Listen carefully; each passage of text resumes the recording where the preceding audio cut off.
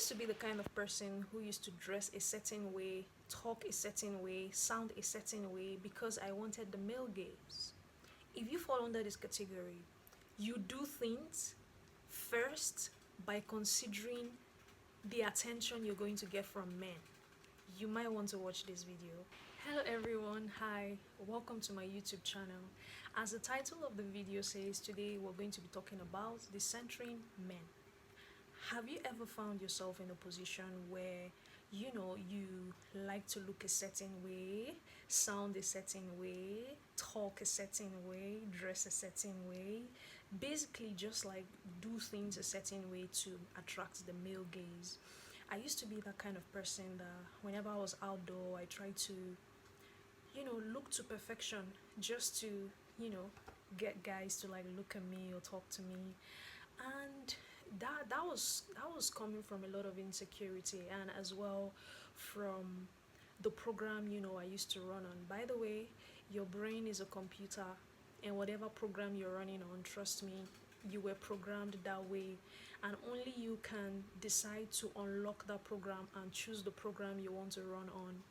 So I'm gonna share with you guys some things I was able to do to unlearn that. By the way, this took over 2 months of unlearning.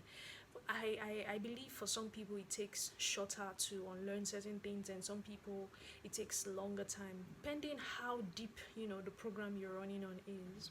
So the first thing I was able to do was to center myself first, put myself and only myself on a pedestal. Guys, this has changed a lot for me. I've been able to understand that the only way I decenter men is to put myself on a pedestal. I come first in decision making, in my thoughts, whatever thing I want to do, I come first. Example, I had a date sometime, and normally when I have a date, I would check on my girlfriends or maybe my male friends to, you know, certify or get their opinion on the outfit I'm going to have on. But guess what, I've been able to unlearn that, be in touch with my body now, and I can make decisions at a go what I should put on and what I shouldn't have on for a date. So I urge you guys to learn this for yourself. This will help you to be able to decenter men. The second thing I was able to understand was that men have baggage. Whether you like it or not, you have baggage. Everybody has baggage. We have some level of trauma or unresolved trauma. So are you going to put or have someone else that isn't healed, isn't even self-aware enough, isn't even on their healing journey? Are you going to really put them on a pedestal? Are you going to center them? No, we're not doing that over here. Over here, we are first concerned if the guy is even self-aware enough, if he's even on his healing journey, and as well if he's healed, before we can now start thinking if we want to pay attention to what he has to say. When you do this for yourself, you'll be able to understand that no man deserves to be put on a pedestal until you've certified that he's been healed or is on his healing journey. The next thing I was able to understand for myself is that patriarchy have already conditioned men to be dysfunctional. In fact, the way society is conditioned, scale of 1 to 10, 8 out of 10 men would be dysfunctional. Patriarchy has just conditioned things that way. You have to understand this for yourself. Not just, any random guy cannot just come from anywhere and you begin to put him in a certain pedestal when he hasn't been vetted. And only you can vet a guy. You don't need other people's opinions. Only you can vet if a guy is to be put in a particular place in your life or not. The next thing I was able to do was to not be interested in how I was perceived, but instead be more concerned how I saw people, how I saw things, how I saw places, how I saw situations. Guys, this particular one has changed a lot for me. Literally, when I step out now and people approach me, I'm more concerned how I see the guy. Like, what's your energy like? What's your headspace like? What are we talking about? Like, how do I feel about you? Like, literally, I had a guy sometime last week approach me, and He was like, hey, beautiful, I like how you're just seated all by yourself. I like your energy. You're so, there's something about you. And I can't tell you guys how many times I get that now. It's like it's something very common to me. But before now, I used to be so fidgety. I used to be so hyper aware. I used to be so conscious how I came across. And guess what? That made me have a lot of personas.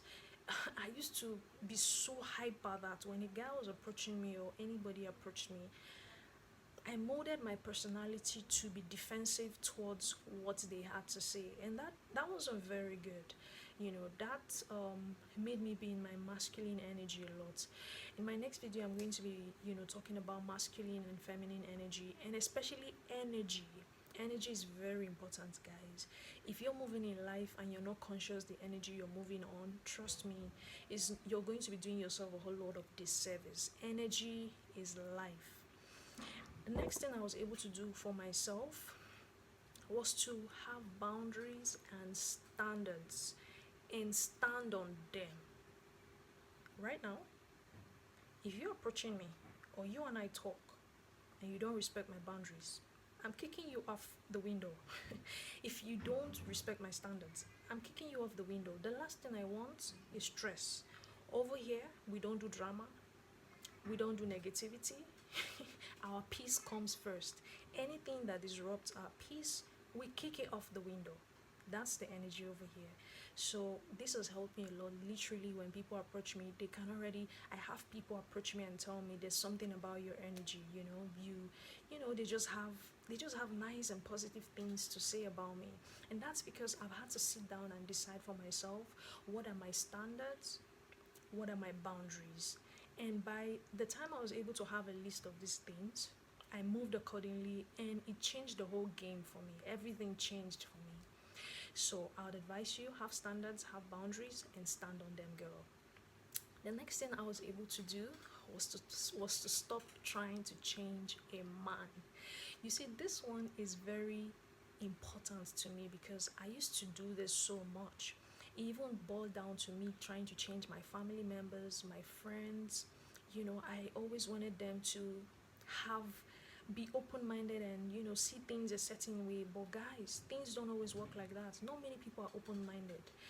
Until someone is ready for a different way of thinking or new insight, you cannot really change their school of thought.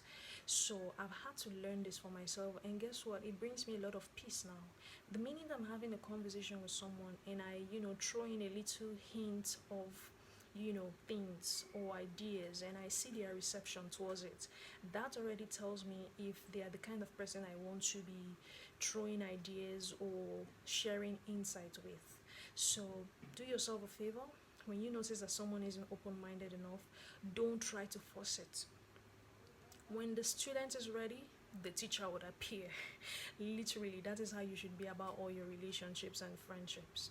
So that was able to do me a lot of good, and I'm sure it's going to as well help you to decenter men. The next thing I was able to do was to love myself. Guys, this was everything for me. Every morning, first thing in the morning when I wake up, I look myself in the mirror and I tell myself, I love and accept you completely.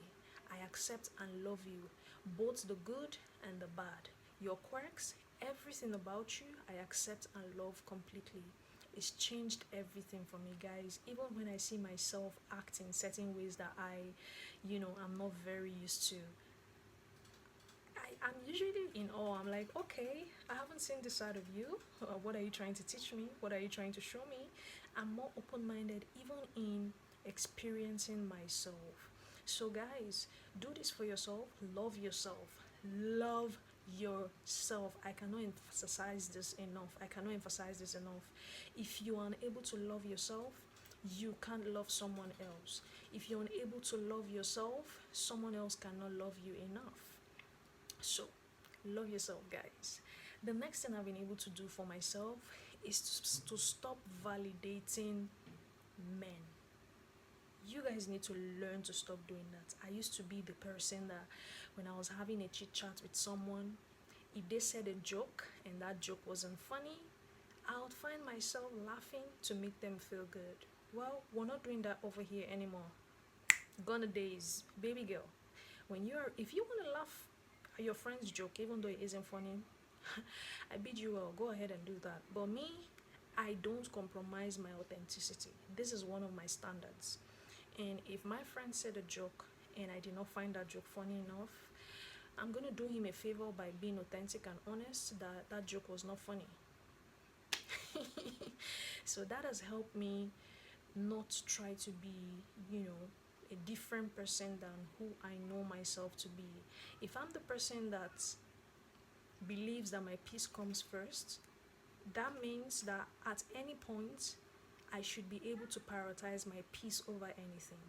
So if I have on my standards that I'm going to be authentic to myself and to the people around me, that means I cannot fake shit to my friends and the people around me. So if their joke isn't funny, I'm keeping my straight face. That joke was not funny at all.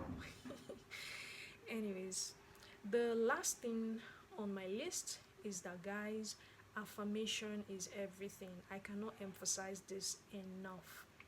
It took me over 2 months to be in the mind state I am right now, where I don't center men anymore. Right now, if a guy is walking by, I just see him like, okay, it's a man. Yeah. A guy approaches me, okay, you're another guy. Yeah. So, guys, affirm to yourself the things you want to see in your life. I affirm to myself. I shared some of it with you guys. I accept and love myself. I can't emphasize how much that has done for me. Right now, even when a guy approaches me and gives me all the nice things, I still know within my subconscious that this guy cannot love me enough as much as I love myself. When you are in the knowing that no one else can love you as much as you love yourself, or you're in the knowing that you love yourself so much, then there's no amount of love shed or showered on you that would make you, sorry about that, guys. So there's no amount of love shed or showered on you that would make you have disbelief or not be centered enough in the knowing that your love for yourself comes first before anybody's love for you. So this will help you guys. I believe, one of the points I've made will be able to help you guys in one way or the other. Thank you so much for watching. Kindly subscribe to my YouTube channel, like my videos, drop me a video recommendation if you want to see, videos I make. Thank you so much. Bye.